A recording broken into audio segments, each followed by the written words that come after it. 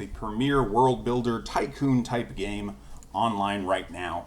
And if you haven't heard of it, it has 11 DLCs, so it's been around for a long time. They've made a lot of additions to it. It's kind of pricey to get into if you're trying to buy everything. Try to get it on a deal. Try to get it on sale or something. Try to get it when maybe your cat isn't playing with your cables behind your computer. Go away.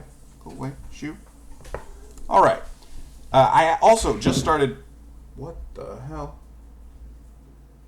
I also just started a playthrough of City Skylines on my second channel, which will be linked in the description down below, as it always is. So if you are interested in checking out how I play this game, and I'm definitely not an expert, but I've been watching and playing for a while. So if you're interested in watching me play this game, that'll be down there in the description below. Let's go ahead and get started, guys. We are going to rank all of the DLCs. Now, these are pretty mixed up. They're not in release order, and I'm not going to try to change that right now. So our tiers are pretty self-explanatory: must have, great, good, whatever. You can pass. So if you buy this game and you're looking to, just pick up 1, 2, 3 DLCs, I'm going to go ahead and let you know the ones that you really should buy first, at least in my opinion, and probably a lot of people's opinions as well. Starting first with City Skylines Natural Disasters. You can pass. Natural Disasters doesn't add that much to the game. It does add some really cool and unique assets, like some disaster prevention buildings and some just like government agencies that would help in the case of a natural disaster. But the whole natural disaster concept is usually more than a detriment to your world than a help. It depends how you want to play. If you want to play with natural disasters on, obviously you will need this pass. To be really clear, what this does is it adds things like meteors, tornadoes, fire, forest fires, stuff like that to your world, which can happen pretty randomly. And you do have some control over how often it happens and whatnot, but I've definitely come back to my world after pausing for a while and found a crater where I had a neighborhood. Yeah, not something I enjoy coming back to, but depending on how chaotic you are, you may enjoy that style of gameplay. So I'd say you can pass, but, depends on your... this one is probably the one that depends the most on how you play. Next up, we have After Dark. After Dark, I think, is great. It adds a lot of nightclub-esque type elements to the game. There's a whole new district that you can map out. Also, just to say, a lot of these DLCs add a lot of small assets that may or may not have something to do with the greater thing. For example, like After Dark adds a lot of smaller assets that aren't necessarily part of After Dark, but go with that kind of vibe, right? So it's not just that one thing, if that makes sense. You can check out a full list of like what they include when you look up the DLC and everything. But After Dark, I think, is really good. It adds a much different feel to your areas. You can make some commercial nightlife areas that feel very different to your other commercial parts of your city. And if you are building it, maybe like a downtown or like a fun district, maybe outside of a stadium or something, I think nightlife is really good. I'm going to put it in great. I don't think it's a must-have, but it is definitely fun. Sunset Harbor is kind of whatever. It does add a lot to the game. It adds some new transit options, mass transit options. It adds an airport. It adds a lot of other random small things. I don't think that is really essential. I think it's pretty whatever. Like, it's cool. It bolsters a lot of what's already in the game and what you get from other DLCs. But I don't think that it is really essential or necessarily really good. It's just mid. It's whatever. Average. Park Life is going to be our first must-have.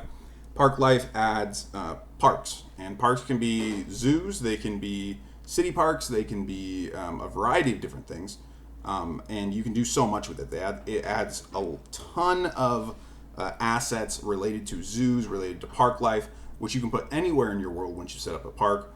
It also allows you to make money very quickly by putting a park in a certain area that people are forced to go through, and then they will pay the money to go through it, and then your city gets a lot of money. So using Park Life, you can, without cheats, basically have infinite money. It's a little, exploity, so it depends on your opinion there, but Park Life is one of the best DLCs, I'd say. Not just for the money thing, but all the assets it brings. I mean, you get a monkey cage. What other DLC gives you a monkey cage? That's awesome. Airports is the newest DLC on this list, and I'll be honest, I have not played it much. If you watch my playthrough, you'll see that I am not at the point where I am setting up an airport yet. And this DLC was added after I stopped playing the game and came back to it. So this one, I'm gonna say good because more options for transit, especially airports, is always a good thing. But I'm letting you know vocally right now that I have not played with most of this yet. So I'm going to say good, tentatively, but maybe I'll come back and leave a pinned comment if this actually sucks. My cat is back. I don't know if her scratching comes over the mic or not, but I will find out in post. And I'm not going to cut it out either because we do these things in one take. For some reason. Campus. City Skylines Campus is next. I'd say it's another must-have. Any large city is going to have a university, going to have a college, and adding the campus gives you that ability. You don't just plop down a college university like you do in the base game. You actually can create a whole huge sprawling campus and have it research certain things, have it bring in different sporting events, so you get a ton of different stadiums and arenas with it as well. It's very similar to Park Life where you are able to set up a designated area for that, which comes with a ton of assets. And once you set up that area, you can then put those assets anywhere you want in your city. So something like a stadium or a giant aquatic center, you can put that just in your downtown if you want. It doesn't necessarily have to be in the campus area. So City Skylines Campus, I think, is a must-have. And so is Green Cities. Green Cities adds new versions of commercial and residential. I think just those two. Been a while since I've looked at it. But it adds new versions of the zoning so you can have a more sustainable approach to your city. It adds a ton of new sustainable options to your city, such as ways to treat waste and ways to recycle, so that if you are trying to have a city that doesn't pollute the entire area around you, you now have an option to do that. At least in a much more. I mean, you could do it in the base game, but just not very well. So Green Cities adds a ton of options there. And I know that's something, at least for me personally, our household is very serious about like trying to reduce our waste, recycling what we can, reusing what we can. So for me personally, Green Cities is going to be really, really big. If I am ranking these three, since we just had three and must-have pretty quickly, if I am ranking these three, I would put them in this order. Park Life would be the most important, Campus second, and Green Cities third. Industries, though... Industries might be the most important one. This is probably the last one we're going to put in must-have. Spoiler.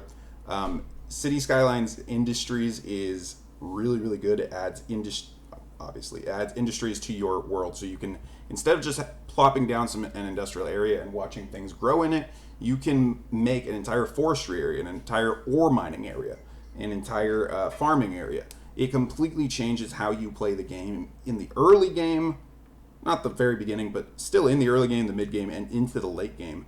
And just like with, well, I don't believe I mentioned this, but the campuses and parks, they level up as you get more money and accomplish more in them. The industries do the same thing.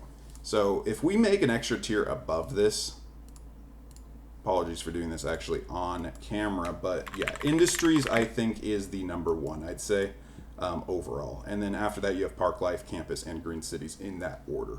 But if you are picking up the game and you want a good, you have a little extra money to spend and you want a good experience, I would definitely pick up these four. And then maybe the rest, we'll see what order you grab those in.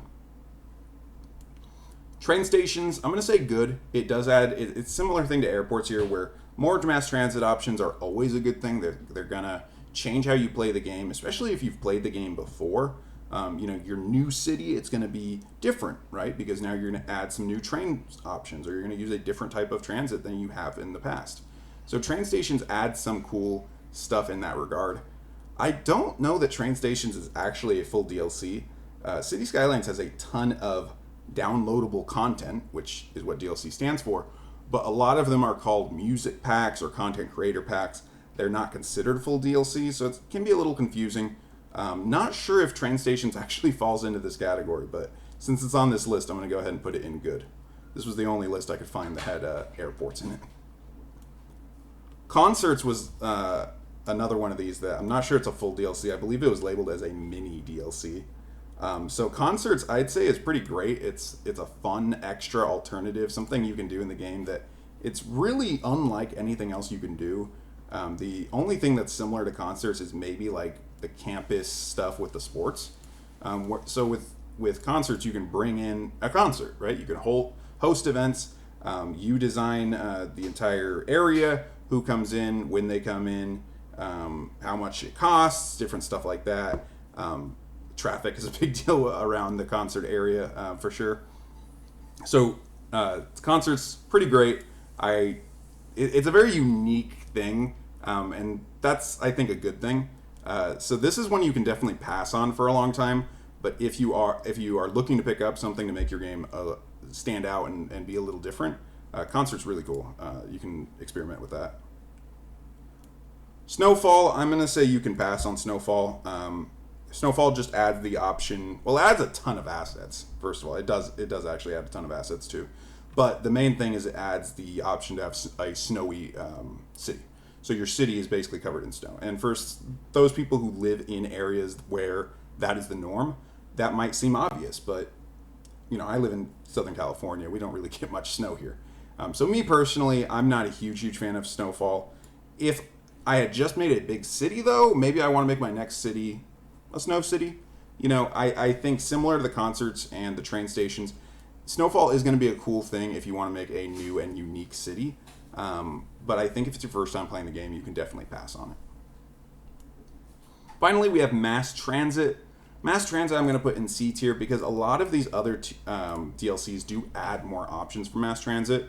Don't get me wrong, I've said this 3 or 4 times now. It's always great to have more options for mass transit, more buses, more trains, more trolleys, more hot air balloons. And mass transit adds a ton of that, but so do these other DLCs, train stations, airports. Snowfall adds some, I believe. Right, so campus, I think, adds some too. Right, so a lot of these add that kind of thing already. So I don't know that mass transit's really required. I'm going to say it's whatever. It's nice to have, but not going to be a priority in my opinion. And that's it, guys. These are all the main DLCs out for City Skylines. Let me know what you think. If you played the game before, let me know how I did on the tier list. And if you'd like to check out my Let's Play or my playthrough, long play, I don't know, it's linked in the description down below. With all that said, guys, I appreciate you watching. Have a great day.